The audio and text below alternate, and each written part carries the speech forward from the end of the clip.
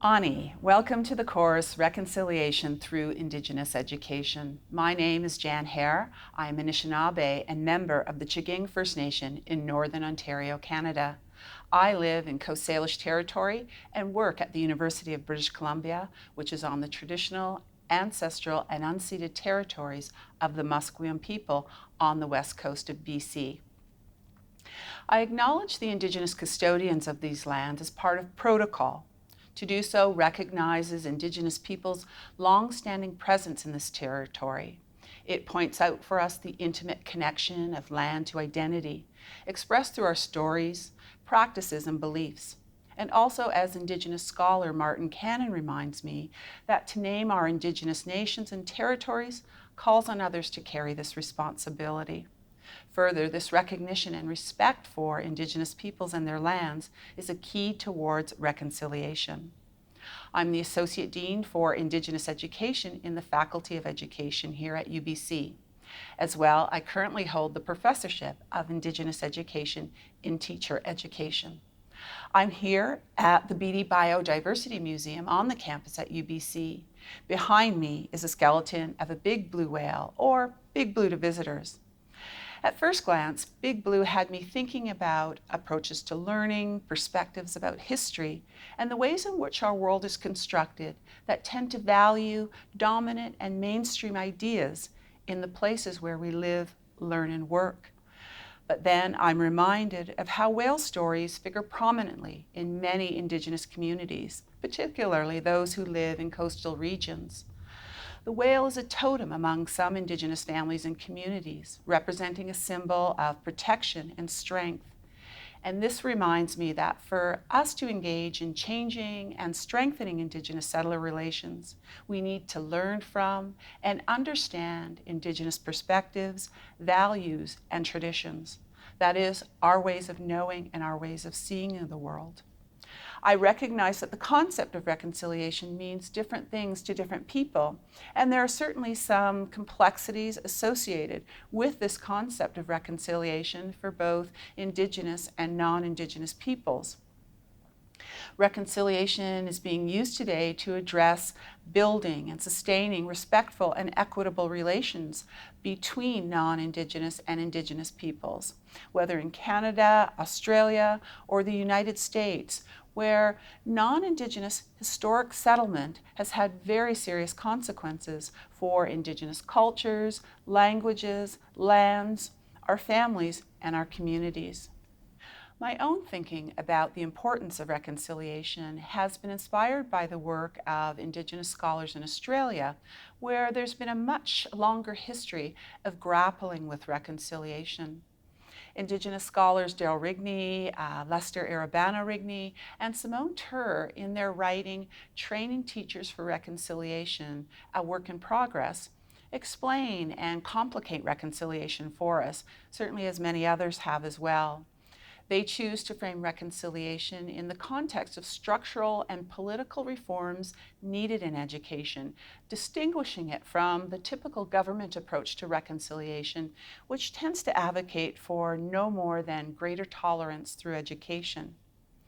Within the educational system, they tell us, we need to identify and work to change the structures and ideologies, and I would also add pedagogies, which create unequal educational outcomes for Indigenous learners in comparison to their non-Indigenous counterparts.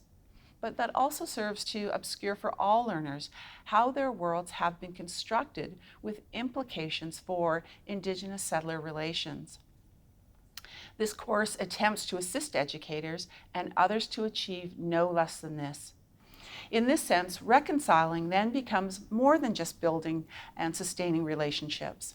This course is about the need to disrupt and rethink personal and professional assumptions that we hold about Indigenous histories, cultures, and contemporary realities that very well may play out in the places where we live, learn, and work.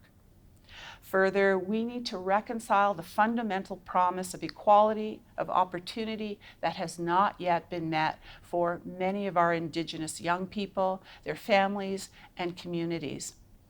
Reconciliation as a process for changing and strengthening Indigenous settler relations must also attend to Indigenous priorities that include affirming the place of Indigenous ways of knowing, awakening our cultures and languages, and addressing restitution and reparations for loss of land and Indigenous rights.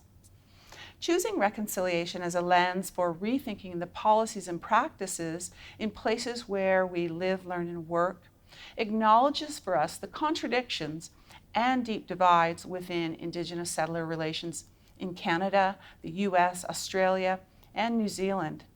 This is evidenced in systemic racism that situates Indigenous women and girls in Canada as disproportionately affected by forms of violence, child welfare policies in Canada and Australia that continue to see unprecedented numbers of Indigenous children removed from their families and communities and placed in government and foster care, and for the failure of governments to realize and act on the United Nations Declaration of Rights of Indigenous Peoples, especially as it is being promoted as a framework for reconciliation. It can certainly be difficult for us to see that we are all in some way affected by, implicated in, and responsible for challenging ongoing forms of colonialism in our society. The current state of education intended to serve Indigenous learners is simply not good enough. And there is a growing body of educational policy reforms at district, provincial, territorial, state, and national levels that speak to the need for changes in how we design, deliver, and assess learning opportunities for Indigenous students. As educators, we need to be able to respond to educational reforms that prioritized improved educational outcomes for Indigenous children and youth. So in Canada, for example, governments, school boards, and Indigenous groups have identified Aboriginal education as a key priority in provinces of British Columbia, Ontario, Saskatchewan, Alberta, and certainly others. These provinces have identified specific educational goals for school boards and educators to bring parity in educational achievement for our First Nations, Inuit, and Métis students with that of their non-Aboriginal peers. This shifting policy landscape is a call to account for structural and ideological changes that will need to happen if we are to advance Indigenous education. As an educator and a scholar, I'm encouraged by the work of Canada's Truth and Reconciliation Commission. The work of the TRC has raised the consciousness of all Canadians, helping us understand that our colonial history is a shared history. The final report of Canada's Truth and Reconciliation Commission relies largely on stories of residential school survivors and those who were asked to bear witness to a very difficult historical relationship to help heal and educate us about this past. A past which saw forced removal of Indigenous children and youth from their families and communities with the goal of assimilating them into the dominant culture. As Justice Murray Sinclair, one of the commissioners for the Truth and Reconciliation, pointed out, the residential school experience is clearly one of the darkest, most troubling chapters in our collective history, he says.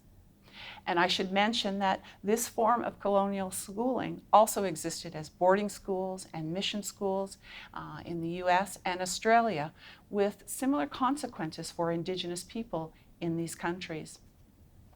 The work of the TRC demonstrates for us the power of stories to engage all of us in what defines us as a nation.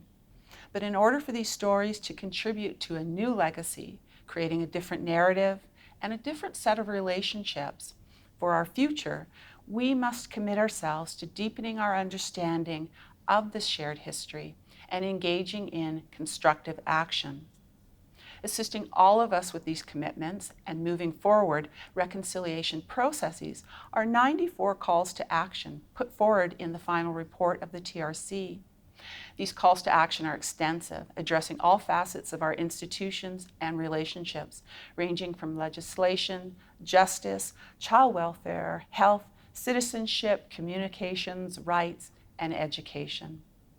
This course recognizes the critical role of educators, including teachers, administrators, and staff, who are committed to a social justice education that creates a radically renewed relationship with Indigenous peoples, and for others who want to build their own competence and the capacity of those around them to engage in relationship with Indigenous peoples based on understanding and respect. This course will help you get started in the process. We need opportunities to learn and talk about reconciliation from different perspectives and experiences. Engaging in reconciliation means learning about the histories of Indigenous peoples impacted by colonial policies and practices that bear significantly on the lives of Indigenous students and their families.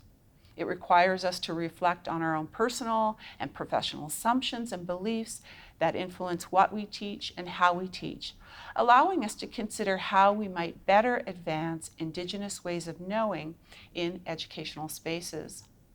Among our colleagues, friends, and our other social networks, we must engage in action, finding opportunities to make personal the TRC's calls to action. This course will take you through a set of topics that focus on changing ideologies and practices in the places where you live, work, and learn, whether in rural or urban centers or Indigenous communities. This means not only learning about Indigenous ways of knowing, but how these can be planned for and practiced in our daily lives. Reconciliation is a focal point for education in Canada and Australia with relevance to New Zealand and the United States. It has become a vehicle for expression, concern, attention, and more importantly, action. You will find that while this course may draw largely on perspectives and experiences in the Canadian context, the goal is to enable you to take up ideas, concepts, and strategies in the places where you live and work. Miigwech.